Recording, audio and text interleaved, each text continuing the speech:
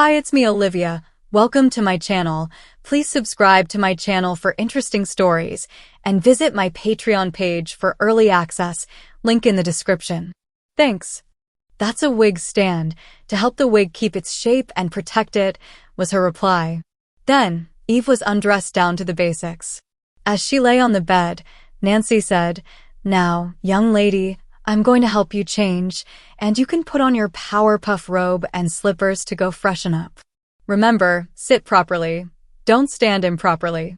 Here, Nancy made a playful face. That morning, Alan would never have dreamed of wearing a robe picturing Blossom, Buttercup, Bubbles, and soft bunny-shaped slippers. No way. And now, he was wearing both. There was no change in the world. The sky was still blue. He didn't turn green, so it couldn't be that bad. In the bathroom, Eve took care of personal needs, washed hands, brushed teeth, and rinsed her mouth. Looking in the mirror, she saw a boy, or girl, or boy, or was it a girl? In his mind, the images seemed to swirl, first separate, then merging, then separating again. It was like looking into a kaleidoscope. Back in the bedroom, Nancy asked, "You washed and ready for bed, sweetie?" "Mommy Nancy is going to help you with your nightwear." "De bien du goo gums mama," Eve replied, laughing, then told Nancy what he experienced in the bathroom. He seriously asked, "Nancy, what am I?" An amused smile came onto Nancy's lovely face. She replied, "You are." Seeing his puzzled expression, Nancy continued, "Each person is born with a physical function. Females can carry babies, and males provide what is needed for that process. Each person is also an individual, free to express their own inner being. You are trying to be a big, strong, rugged man, and all that you think it means, possibly for your mother. What you saw was the inner you trying to merge, emerge, transform, however you want to see it, and make you into the person you could be." Alan thought for a bit, then said, "Am I correct in saying that I have a dual personality?" "Not really dual. Right now, we are trying to find balance," Nancy stated. "Too much of one trait, and you could become overly assertive. Too much of the other, and it might feel unnatural to you." Oh, what a sight in that bedroom. A philosophical discussion between a fully dressed, 15 going on 30-year-old girl and a 14-year-old trying to figure things out. "Okay, your alarm is set for 7:30. The air conditioner is set for 75 degrees, so into bed with you, darling." Eve got into bed, snuggled between nylon and satin. What a way to end a day, Alan thought. "Scoot over a bit," Nancy said as the door opened. Nikki stuck her head in and said, "Hi, sweetie, can't have you alone in this big room. Mommy Nikki is going to stay with her Snooky Wookie." Entering the room, Eve saw that Nikki was dressed in a pale lime green nightgown. Nancy held up the sheet, and Nikki got in with Eve. Before leaving, Nancy gave a goodnight kiss first to Nikki, then to Eve. She then admonished, "No messing around, you two. We cook breakfast tomorrow." The lights went out, and all was quiet, save for the soft hum of the air conditioner and a plaintive question from Eve. "Nikki, what's going to happen tomorrow?" Nikki laughed softly as she replied, "Let's just say you'll be getting up in the world. Sleep tight, Eve precious." "Okay. Have a good night, Nikki," Eve said, kissing her lightly on the cheek as they cuddled up. It was a hard shaking and laughter that brought Eve out of a sound slumber. Nancy was looking down at her, stifling her giggling, her face growing redder by the minute. There was something that was seriously funny. Then he tasted it. He had been holding Nikki's thumb in his sleep like a comfort item. "Oh boy. Tasted real good, didn't it, sweetie?" Nancy said with amusement. "Mama Nikki goo goo," Eve answered playfully as he let go of last night's comfort. "I had a dream where I was a baby and I was being fed from a bottle. Now I know why I liked it so much." What time is it, Nancy?" asked Nikki in a plaintive voice. 7:30, Nikki. Eve was holding onto your thumb last night." Nikki erupted into giggling, then laughter as she said, She was. "Oh, that is just, oh, I can't believe our precious little Evie was doing that." She moved closer and planted a big kiss on Eve's waiting cheek. Then hugged him, saying, "You are really going to light up my life, sweetheart." Ours, Nikki. Don't leave me out.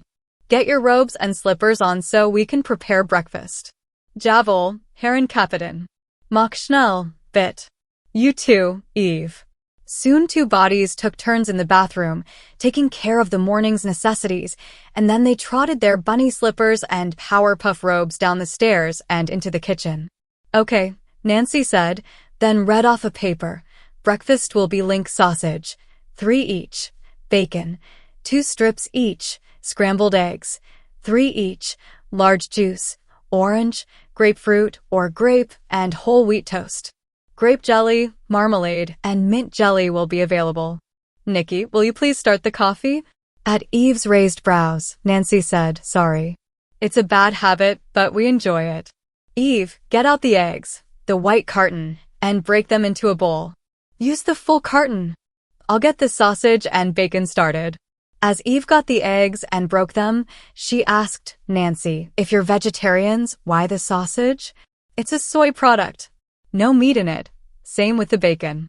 Don't forget to add a half shell of water for each egg, about 4 spoonfuls of chopped onion, some minced parsley, and ground pepper to the egg mixture. No salt. We rarely use it. At Eve's puzzled look, Nancy answered, there is enough salt in the food already, and too much salt makes many people retain water. Oh, Eve said, as she started cracking eggs. It seemed to be sensible from what little she knew. Alan made a mental note to think more about his eating habits as he whisked the eggs to the musical accompaniment of sizzling bacon. In no time, the eggs were mixed, and Eve said, Nancy, the eggs are ready. Where do they go? She pointed to a hot skillet on the range and said, dump it in here, then help Nikki set the table, please. Alan marveled at how well things were organized. Each seemed to have a specific duty, and they did it without argument. Seeing Nikki, he said, Nancy asked me to help you with the table setting. Okay, go get the spreads for the center of the table. Next, put a large glass for juice at each place setting. I'll get the coffee cups, saucers, and the utensils set out. Okay, just the glasses? Yes, we'll pour after Mom sits down. In the kitchen, everything was ready for the table. The coffee maker was bubbling a brown brew, and plates were being filled. Nikki had toast on, Nancy was fetching Kathy, and Eve was placing the plates on the table. All was readied for the mistress of the house. Kathy entered the room, attired in a blue chenille robe and pink fuzzy slippers, and said, a very good morning all. Eve, dear, did you sleep well last night? At that, the 3 girls burst out in a fit of smirking giggles then laughter. Nancy retold the story of Eve's nighttime moment as well as she could. It was now Kathy's turn to let out a snorting laugh. God, Mom. Good thing you weren't eating cereal. We'd all be having a milk bath, Nikki said. Oh, that is so precious. I wish I had a picture of that. Okay, by your chairs. Girls, Eve, since you're new, you stand behind your chair till Nikki is finished.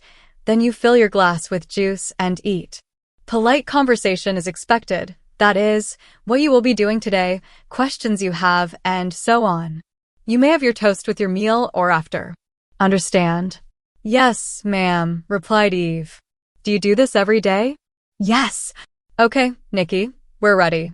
Nikki raised her head, looked at each of us, then said, Great Mother Goddess, we thank you for this day to come. We thank those spirits who have sacrificed themselves so we may be nourished. I thank you for my wonderful mother, Kathy, and sisters, Nancy and Eve. On this day, we renew our love and devotion to you. Blessed be. Nancy and Kathy chorused, Blessed be. Eve said, Amen. In doing so, he began to feel a little out of place. Nikki looked at him. She could sense his feelings, so she comforted him by saying, That's okay, Eve. All worship what they believe in their own way. We all have a path to follow, and maybe yours just isn't mine. Kathy filled her plate, then Eve followed. Nikki and Nancy divided up what was left. The coffee was excellent, and a piece of toast with mint jelly summed up a great breakfast. After the meal, as Kathy was gathering up the dishes to wash, Eve asked, I don't wish to be rude, but ask. Don't ever be afraid to acquire knowledge, sweetheart, Kathy said. Nancy, why don't you, Nikki, and Eve go into the family room and see if you can help Eve? I've got dishes to wash. Dishes? Eve asked quizzically. We cooked. Mom does the dishes, Nancy replied. Ask away. WELL, I noticed you don't bow your heads. Why? Bowing the head is a sign of submission. We don't submit to the goddess, we accept her into our lives. Nancy placed her hand over her heart and explained, she is within. I see, I think, replied Eve. What are you going to do for me today? First, a nice perfumed bath and getting dressed. Then, while we make the beds, you can practice walking, first in sandals with a slight heel, then in a slightly higher one. You'll walk around the house and up and down the stairs each time with a book on your head until about noon. After that, we'll have afternoon tea with scones, and then the girls will come over for cards. Cards? Strip poker? A guy can hope, Alan said, raising his eyebrows. No, silly old maids, Nikki teased before Nancy playfully punched her on the shoulder. No, poker, Nancy corrected. Mostly Texas Hold'em, 5-card stud, the only stud allowed in the house, or a 6-card variant of Hold'em. We play other varieties, but those are the main ones. Alan brightened up. He enjoyed playing cards. What are the stakes? Nickels and dimes, mostly. Ante is a dime. And you'll let me play? Alan asked anxiously. No, Eve will be playing, Nancy replied. She's the one the girls are here to see. Oh, and I'll be introducing you to them, so don't be too upset, okay? Alan bit his lip and furrowed his brow. I'm going to be what? Nancy, I don't know, I'm not, what is that? Whoa, little sis. All that will happen is they'll know you're a boy being punished. You have the advantage. You can either make this difficult for yourself, or you can see it as a way to play along. It's all up to you, dear Alan. Alan frowned. Nancy, I'm not a sissy. I did something very wrong, and to help my mom, I agreed to this dress-up thing. I'd rather be home in a t-shirt and pants, reading an adventure novel, or a history book, or even a textbook. But it was Eve who asked, timidly, Nancy, may I ask you a question? Sure, dear. What do you want to know? What is this petticoat punishment thing? Is it meant to break me down? To turn me into some? He hesitated, then regrettably said, lisping, mincing faggot? Are you trying to change me into? Nancy interrupted firmly. It's a practice where a boy is made to dress and act like a girl his age or younger, often to make him less aggressive. He is humiliated, made to wear overly frilly, sissified clothing, and threatened with exposure as a boy in girls' clothes. If you ask me, it absolutely destroys the boy. It makes him weak, submissive, and not the kind of man a real woman would want anything to do with. I think most who go through it end up very lonely. They remember what happened to them at the hands of women and stay as far away from them as possible. This was a real revelation to Alan, so he continued, but this isn't damaging to my psyche? Nancy finished for him. Petticoating is meant to erase boyish impulses, to make a boy completely submissive to women, to remove his masculinity, not to balance the male and female within him. Alan, honey, Nikki added gently, sis, and I want you to enjoy being around girls. We want shopping for clothes to be fun, not a chore a man has to do twice a year. To love the smell of flowers, not ask, where's the funeral? And to listen to what we say, not just tell us what you want. But I already love being around girls. It just seems like they don't want to be around me, Alan admitted. Nancy frowned. Are you sure? Or are you just afraid of being seen as a sissy by other guys? That gave Alan/Eve pause. Could she be right? Was he afraid of girls, of the rejection of something he loved? Or was he truly a sissy? Could it be that, deep down, he was a girl at heart, and as a girl, he could go after boys just like any other girl? Come on, upstairs. We have chores to do, Nancy said, getting up from the couch to lead the way. Eve and Nikki followed, each heading to their own bathroom, no fooling around. In the bathroom, as Nancy ran the bathwater, Eve stripped off her outer clothes, having left the robe on the back of the bedroom door and the slippers under the bed. Standing there in panties and a diaper, she took in the lilac and rose scents from the aromatic bath. Please subscribe for the next part and visit my Patreon page for early access. Thanks.